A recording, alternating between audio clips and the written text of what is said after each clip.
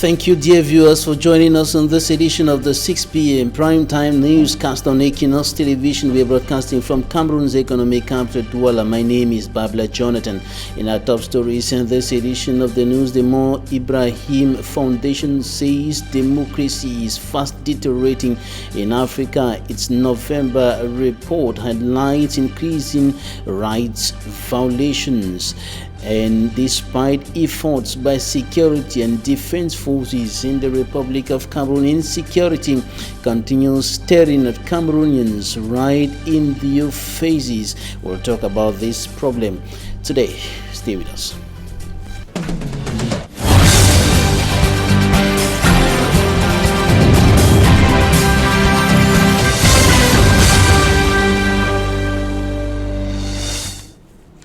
The Mo Ibrahim Foundation Index has shown that good governance is fast deteriorating across the African continent. In its November report, it highlights increasing violation of human rights in different African countries. Details with Fomi Armstrong Sanda.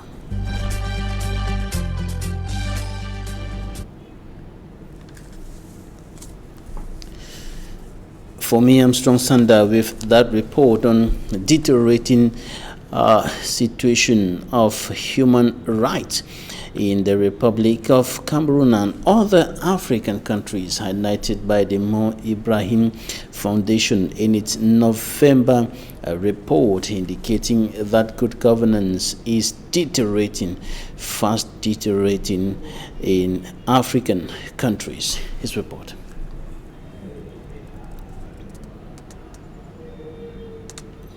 Published on Monday, November 16, 2020, the Mo Ibrahim Foundation Index revealed that progress in governance in Africa is slowing. The index, which has revised by improving and supplementing its indicators, highlights a disturbing slowdown in progress over the past 5 years across the African continent. The unfortunate slowdown, according to the index, distorts a trend of improvement made by the continent from 2010 to 2020 and which affected about 61.2% of the African population. Worryingly, the index notes that the average score in 2019 for Africa registered a decline for the first time since 2010, while it had progressed or stagnated until then. The period covered ends at the end of 2019, just before Africa is hit by the pandemic linked to the coronavirus. However, the report underlines that the continent was and is fast deteriorating in terms of rights, space for civil society, and participation. This dark picture in rights and civil society participation is even worsened by the coming of the coronavirus pandemic, according to the report. The report further laments that the hard-won economic opportunities, which were on a positive trajectory of constant progress, is now threatened by the COVID-19 pandemic. The index noted that well-placed African countries like Mauritania ranked on the first position, Botswana on the 5th position, and South Africa on the 6th position, all followed a path that has been deteriorating since 2015. And the African Development Bank has pledged to assist CEMAC member states accelerate economic diversification, strengthen governance, and facilitate the structural transformation in the respective African countries or sub-regional African countries. And this was during the CEMAC roundtable that held in Paris, France, November 16 to 17. Details in this report by Innocent Azi. The roundtable that opened November 16th and wrapped up November 17th in Paris, France, aimed at raising funds for bilateral and multilateral, traditional and emerging public and private partners in order to cover the financing needs of 11 regional integration projects worth 3.4 billion euros. These projects integrate transport infrastructure and energy in 6 member countries to be carried out between 2021 and 2025 in the sub-region. Their total cost amounts to 4,072 billion euros, of which 596,074 million euros, that is 14.65%, have already been raised, therefore amounting the financing gap to 3.4 billion euros, that is 85.35%. According to the president of the CEMAC Commission, Daniel Ona-Ondo, these projects for which they are seeking funding are parts of the Community Recovery Plan,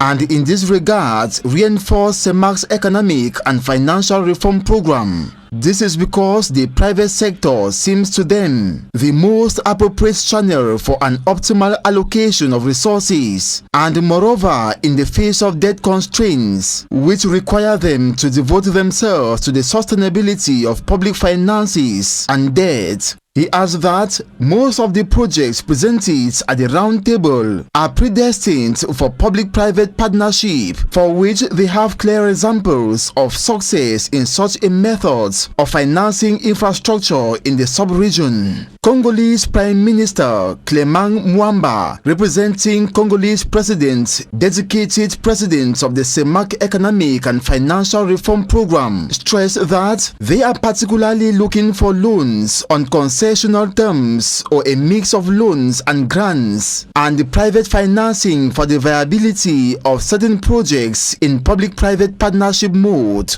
At the end of the roundtable, they hope for an exceptional mobilization of the various partners around all the major integrative projects that will be presented by the ministers. The African Development Bank has already provided support for carrying out the studies necessary for the maturation of many projects included in the Consensual Transport Master Plan in Central Africa. Over the 2015-2019 period, the bank mobilized 1.13 billion euros, that is 768 billion francs CFA, for transport sector projects in Central Africa. About 30% of this funding was devoted mainly to the development and renovation of road corridors between member countries. An expert say the coronavirus pandemic has dealt a significant blow on economies of Africa and other continents, African countries and other countries of the world. And countries in Africa have continued battling with the coronavirus while struggling to maintain economic progress. And coming up, Immaculate Fogwe gives us updates on the coronavirus fight in Africa. Experts warn that Africa would likely witness a slight resurgence of COVID-19 cases in the coming months. The number of cases has been rising lately, with countries like Morocco, Tunisia, Kenya, Cape Verde, Nigeria, and Botswana taking the lead. Meantime, Senegal has joined in the race of finding an effective COVID-19 vaccine that can fight against the coronavirus. Senegal's Minister of Health recently announced that the vaccine will be launched in the days ahead. They say they are not going to allow any type of vaccine to get into their country. The Senegalese government affirms that they have taken all the necessary scientific measures in collaboration with the World Health Organization. Senegal joins Morocco and Egypt in the race of finding a vaccine. As Kenya witnesses a surge in COVID-19 cases, healthcare workers have vowed that in 21 days they will down their tools following an increase of deaths among their colleagues. The doctors are accusing the government of neglecting them. They also complain of poor working conditions with lack of personal protective equipment used to protect health workers from contracting COVID-19. Out of the African continent, Italy is asking overseas doctors to fly in to help fight coronavirus. Health authorities in the country have realized that they have enough ventilators to cope with the second coronavirus wave, but not enough medics to operate them. That's Euronews. Together with the already existing issue of increasing intensive care unit capacity, the real challenge is finding enough specialists who can operate breathing machines.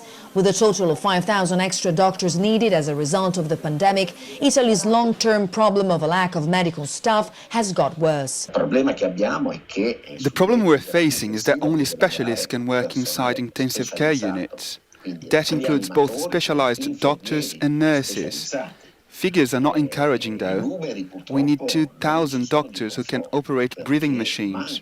That's because there are not enough trained doctors.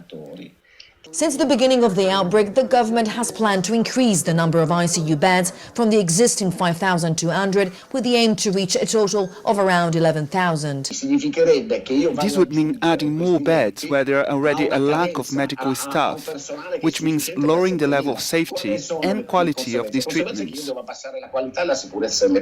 Hiring trainee doctors who have not yet finished their studies has proved to be one solution. In regions in the north of the country, such as Piemonte and Lombardy, local authorities have even turned to NGOs for help, asking them to send doctors from around the world. Dr. Fouad Aoudi is the president of the Association of Foreign Doctors Living in Italy. The group represents a total of 77,500 professionals, including nurses. A full citizenship would normally be required in order to be hired, although given the emergency, a recent decree has allowed their applications. However, only a few of them have been taken on this way.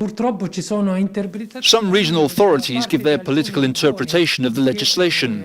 Others call us directly to provide contacts of foreign doctors without minding too much whether or not they have full citizenship. Regions in Italy can make their own decisions when it comes to public health. The association has made an appeal to the government demanding that the legislation is applied in the same way nationwide. Accounting for only 8% of the country's GDP, Italy's overall investment in the health sector is below the average of other European countries, such as Germany and France, a long-standing issue that is now hindering the fight against COVID-19. Giorgia Orlandi for Euronews in Rome.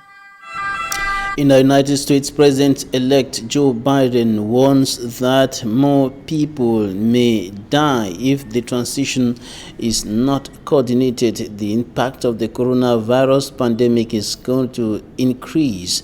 He has urged Donald Trump to ease the transition. Euronews. With more than 11 million confirmed cases, the US has the highest number of infections in the world, and the virus shows no signs of slowing down.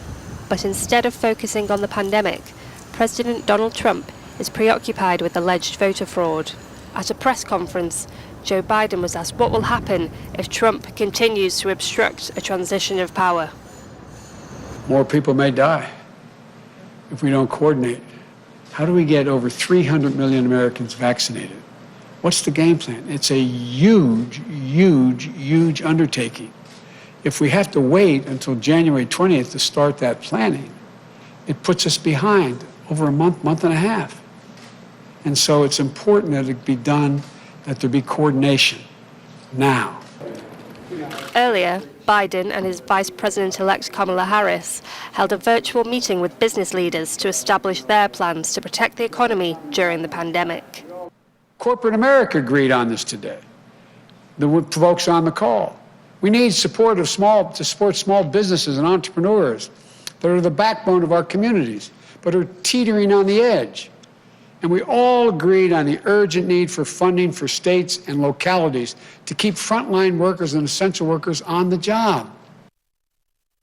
President Trump continues to keep a low profile, but tweeted his reaction to the latest vaccine news. Meanwhile, across the US, COVID-19 restrictions are being ramped up ahead of Thanksgiving. Businesses are being closed, travel discouraged, and people are being implored to stay at home to help stem the rising tide of infections that has threatened to overwhelm the healthcare system. Robin Owens, Euronews.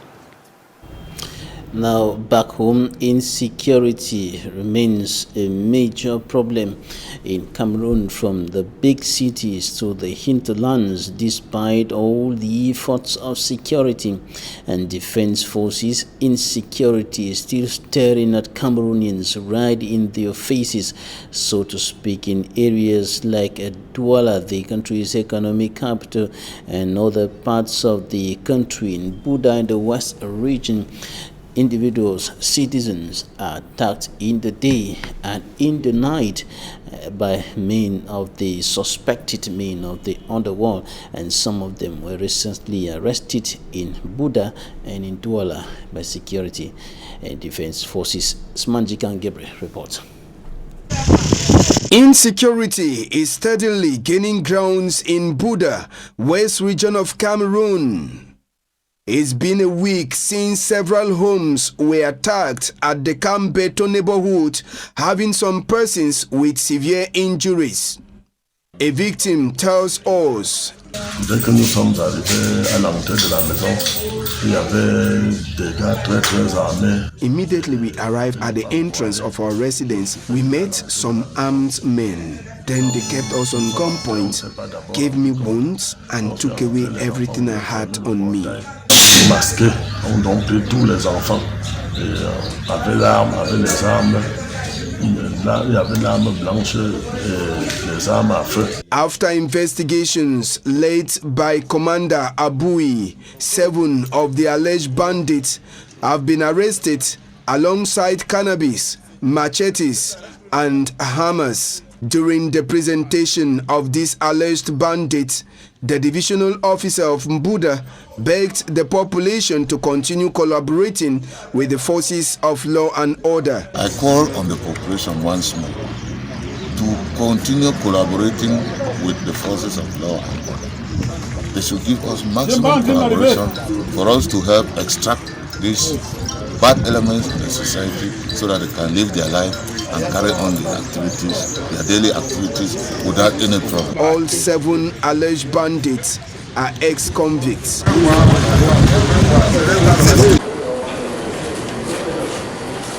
In Douala, a 21-year-old boy by name Lubuli Louis Paul was also presented to the press by security officials. According to the head of the anti-gang unit at the Judicial Police Station in Bonanjo, Police Officer Harry Arnaud Nsama, Louis Paul was arrested because he breaks into people's car stationed around Ndokoti Court of First Instance. Whenever he takes away an item from the car, he calls for the owner and demand for ransom. Louis Paul's last act before he was caught was still at the same venue where he took away a gun belonging to a police officer and sold for 25,000 francs CFA. After investigation, he was picked up by security officials. He will be transferred to court in the days ahead. Statistics show that small and medium-sized enterprises make up over 80% of the productive capacity of Cameroon's economy. In most of the world's economies, they are regarded as vectors of job and wealth creation. Paradoxically, small and medium-sized enterprises in Cameroon, as it is the case in most developing countries, are facing a plethora of challenges.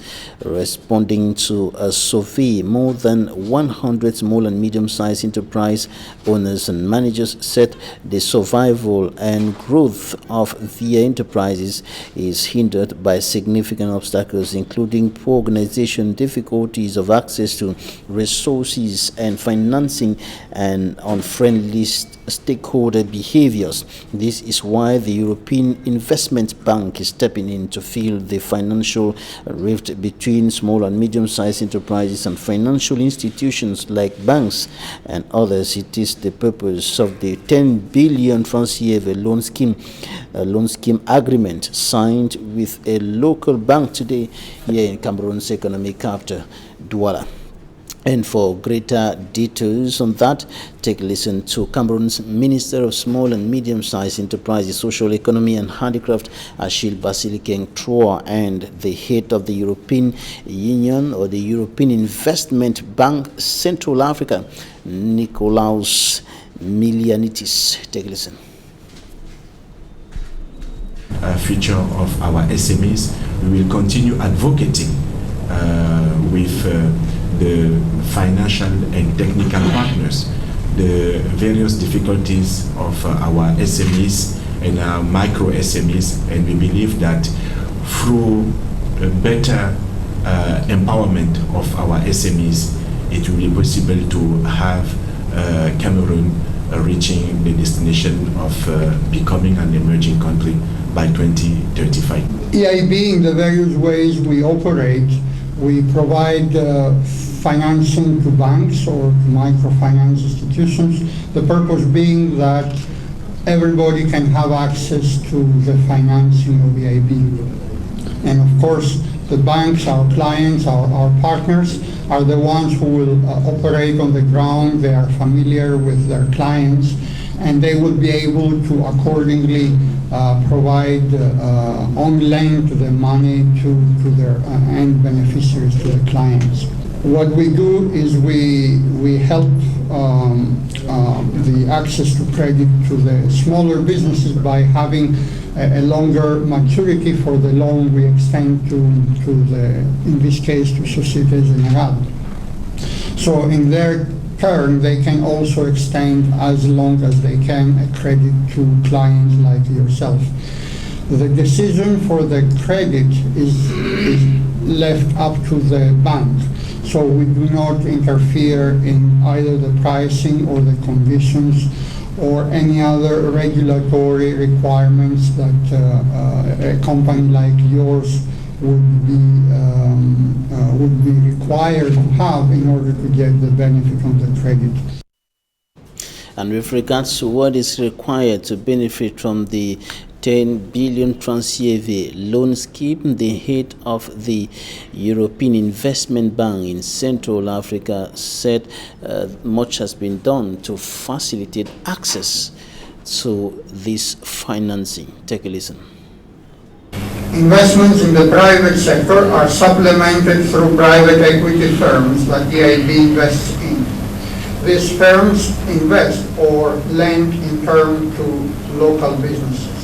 There are about 15 Cameroonian businesses benefiting from 17 billion CFA currently, and they operate in agribusiness, information technology, health, consumer sector, and microfinance. We should be signing in the coming months operations in both the private and the public sector. The requirements have been enlarged. We have relaxed a lot the usual requirements in order for an SME to benefit from the financing. There is a possibility of technical assistance that will be put in place in due course, which also means that the promoters of SMEs like yourself would be able to improve your daily managing of the affairs, how to submit a better credit request to a bank, how to be a better corporate citizen, and how to best plan in a strategic way for your business in the sector where you are operating. And that's it for the first part of this newscast. Talking Point is up next.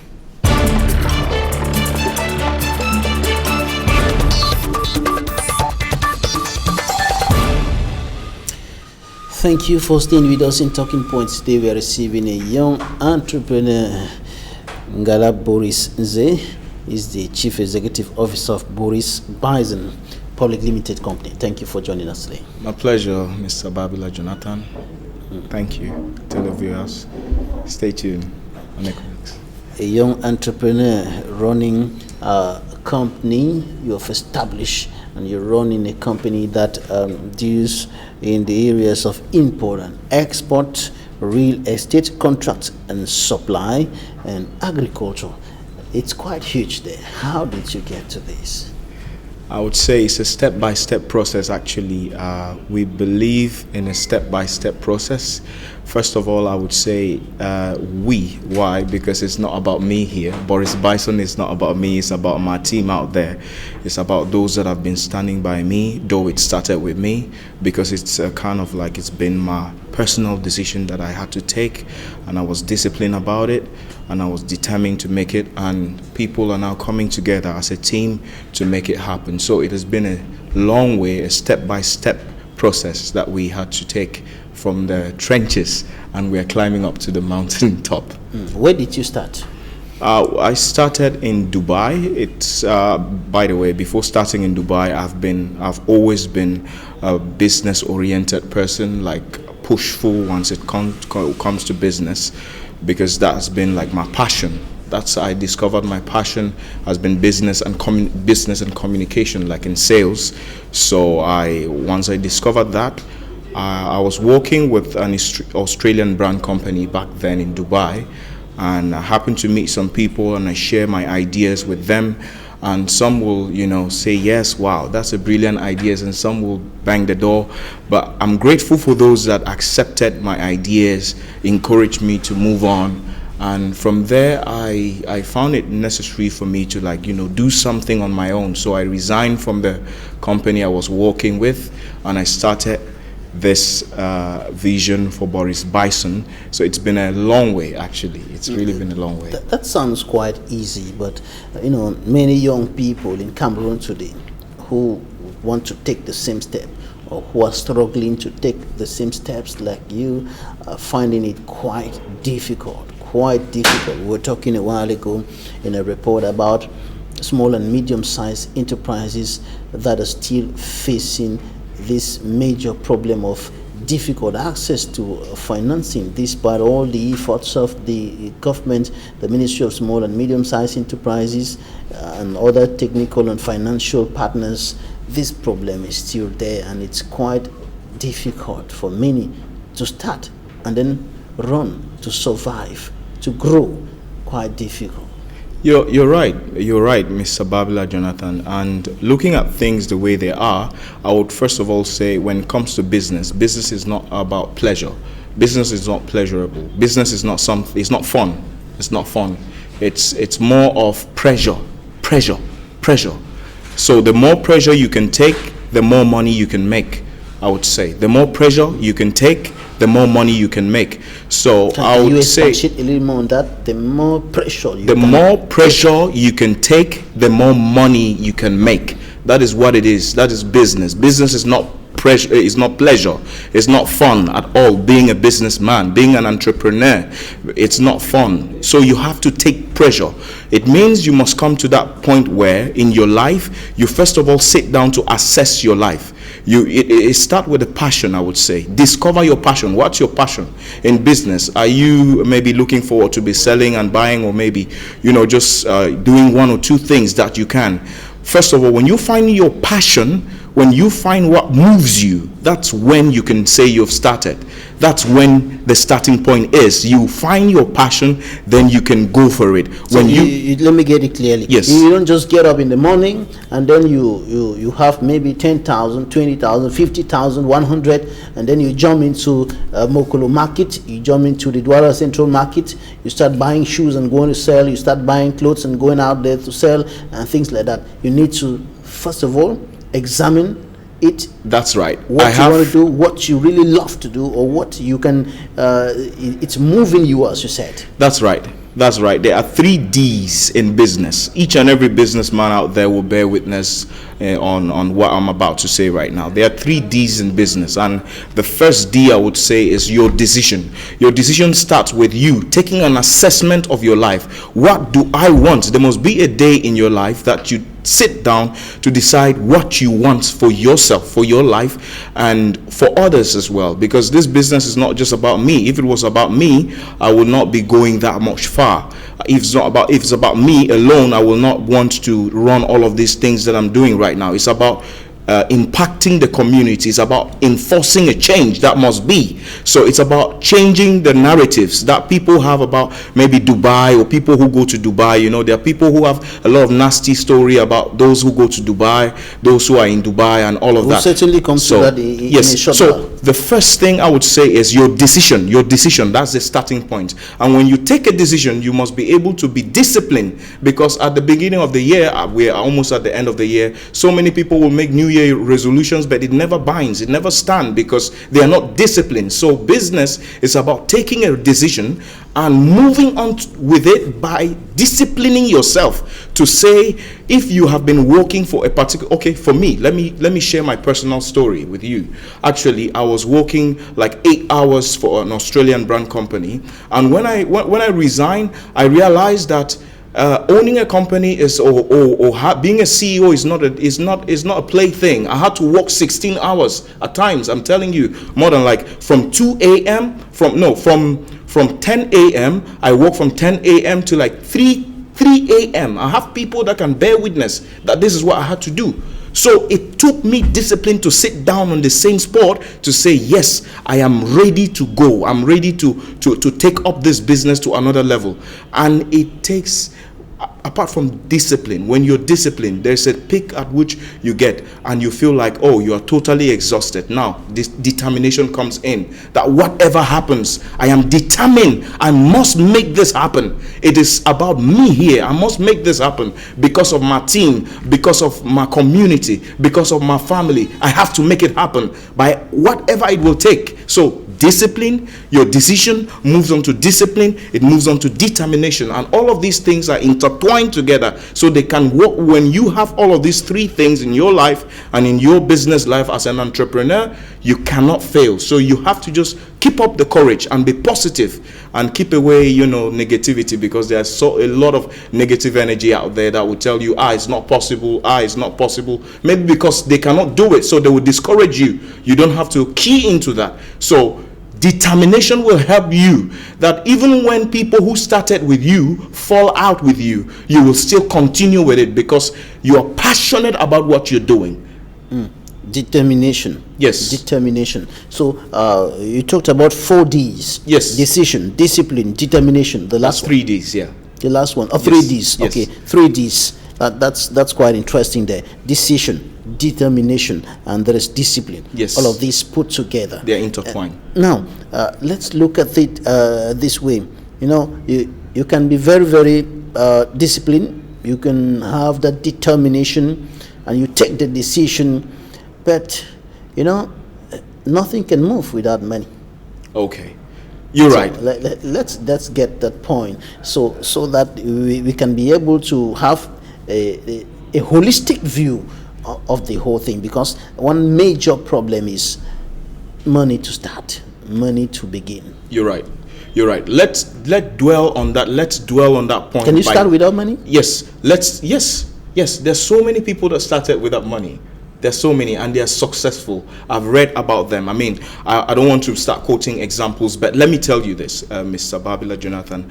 The first net worth of a businessman is not 20 million, because if you pick 20 million francs CFA and put in the hands of someone who has not taken a decision, who is not disciplined, who is not determined, that 20 million within 2 months, I bet you, 2 months, you'll be shocked, you'll be surprised. Maybe he has mismanaged it already. So now what I'm saying is, when someone from day one takes that decision and is disciplined enough and is determined to say, come what may, I will make it, the money will come. The money will come. And I'm talking to someone out there. I don't know who you are. Maybe you're struggling. You don't have capital. I want to tell you, if you have taken a decision to do something, just start wherever you are. I'm not saying you should resign from your job and become a CEO or start a company. No.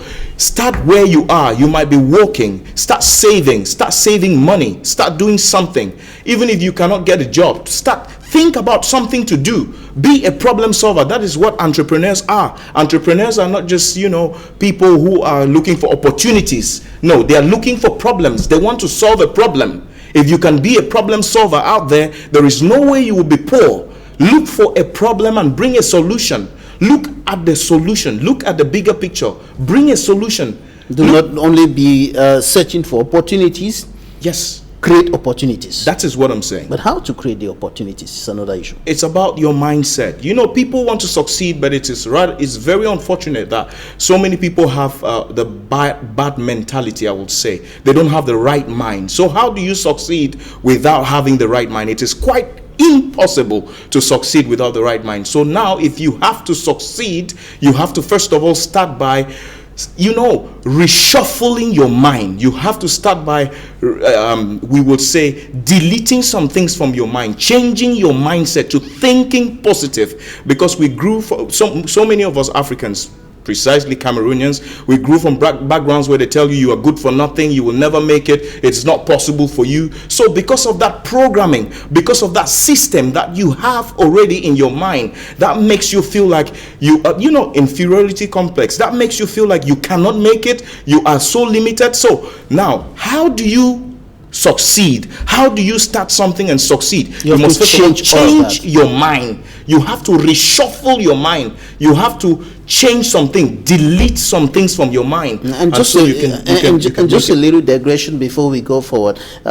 You're talking about the impact of the statements that parents make to their children, yes, that guardians make to their children, and so on. You cannot make it, you're dull, you're stupid, you're foolish, good for nothing, and so on. This could be very, very disastrous from what you're seeing, yes, even in the nearest future. Yes, it could be very, very disastrous, but it could be very, very, it could be very, very advantageous at the same time. You know what? From the angle, yes, it could be very, very disastrous, and it could be very, very advantageous, I will say, because what people say about you does not matter. What people say about you does not matter. It is how you see yourself in the mirror.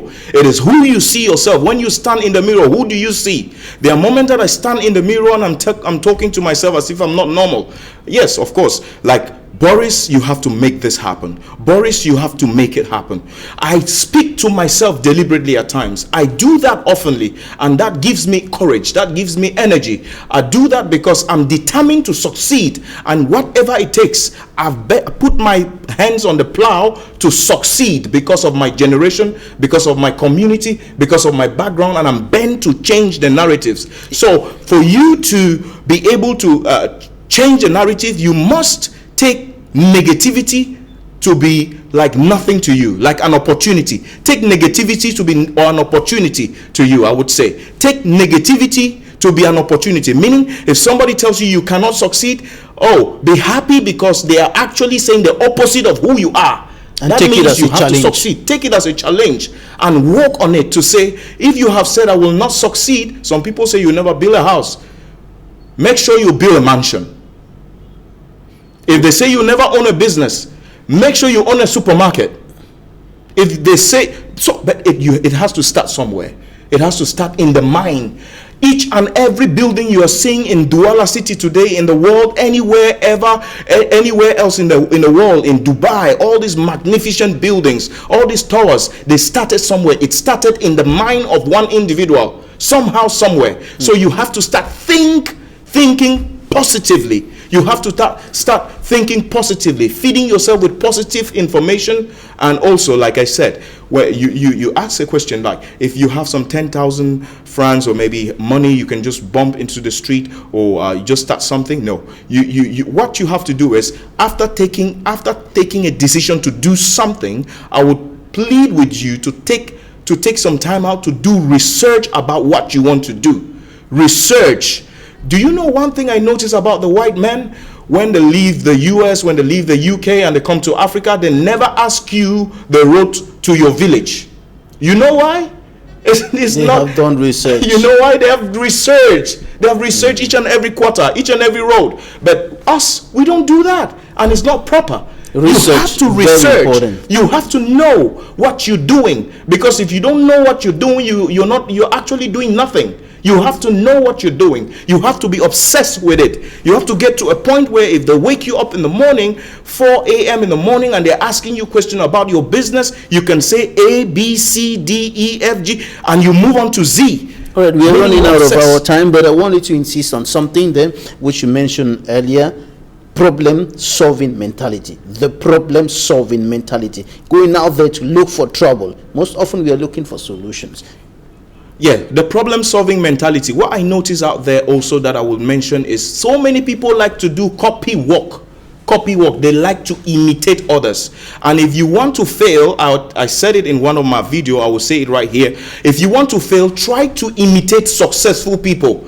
When you imitate successful people, you will not see the pain they have been through. You will not see the decisions they had to make. You will not see the 16 hours of work. You will not see even the 18 hours of work. You will not see the calls they made, the disappointment, all the disadvantages they went through. You will not see you will not see it. You'll see the Porsche cars, you'll see the amazing edifices, the mansions, the nice suits, the nice this, the nice that. But if you really want to fail, imitate successful people. But if you want to succeed, start by being yourself.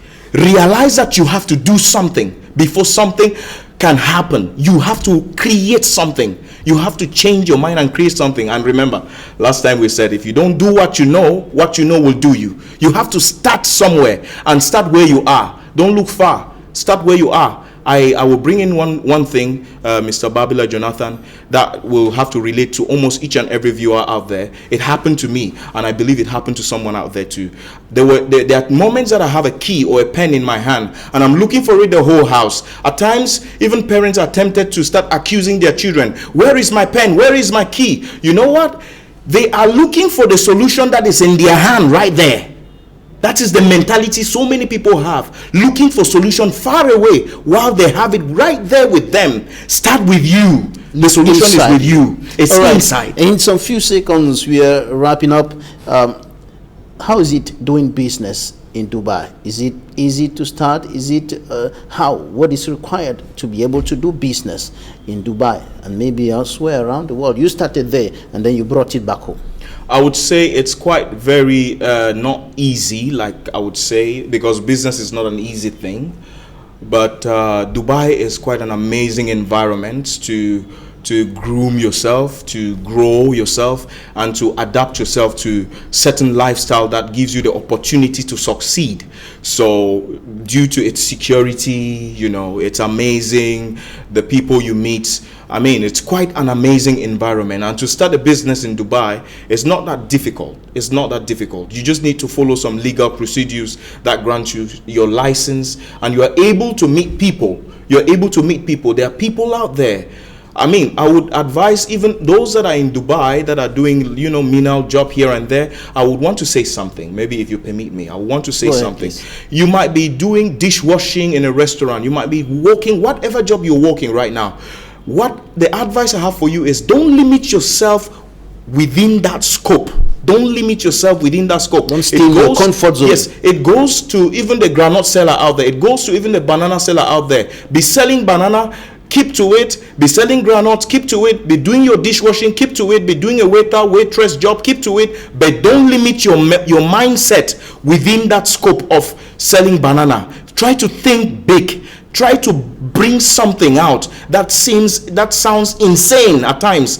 But try that and try to take some practical steps. Try to put in some actions, and trust me, God will always send people your way that will surprise you. That will be like, I mean, when you get to where you're going to, you'll be like, wow. And people will be inspired by you. That's the word I have for those watching out there. Whosoever you are, start from where you are and make something happen. Gala Boris Z, CEO of Boris Bison Public Limited Company.